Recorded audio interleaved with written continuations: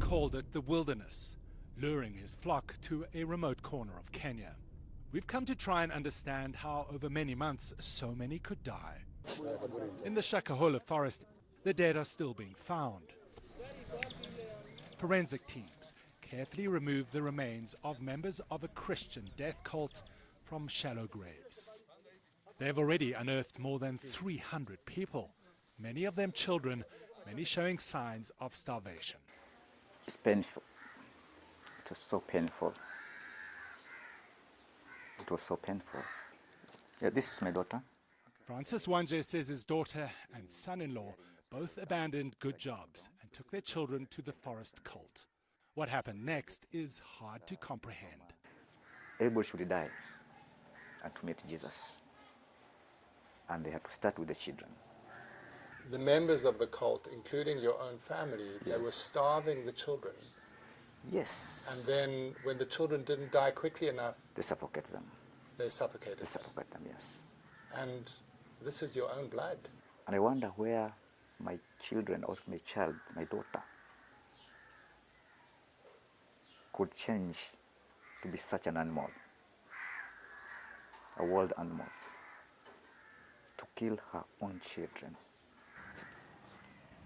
Pastor Paul Mackenzie began his cult in Malindi. This is the church where Pastor Mackenzie had a huge following in his sermons. He amplified his message online. He preached a doomsday prophecy for at least a decade, calling on the faithful to reject modern society, pull children from school, avoid hospitals. He demanded total devotion. You must deny yourself. You must reject yourself. You must reach a point of ending your life, he says, for the sake of Jesus. His anti-government stance got him arrested and detained, but never prosecuted. In 2019, the church was closed down. Later, the pastor started his forest community. We found a former cult member in Malindi. We agreed to hide her identity for her own safety. She escaped the forest last year. Why did you move your whole home and all your children and move into the forest? The pastor used to call me, she says. He was calling me, telling me, "My daughter, you are being left behind. And when the ark is closed, it will be too late." So I decided to go. When the COVID pandemic hit, she says many saw it as evidence that the prophecies were real. Mackenzie charged her family $80 for a piece of land in Galilee.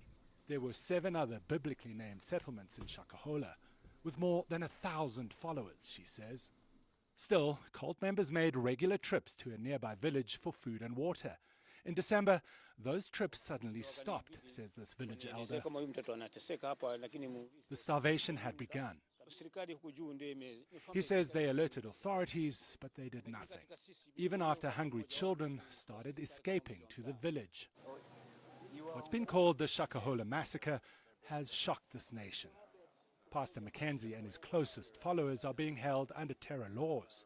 What happened in the forest with your followers? I can tell nothing about that because I've been in custody for 2 months. So I don't know what is going outside there. Have you been there? Francis Wanje says there needs to be justice. He mounted a rescue mission to get his grandchildren out.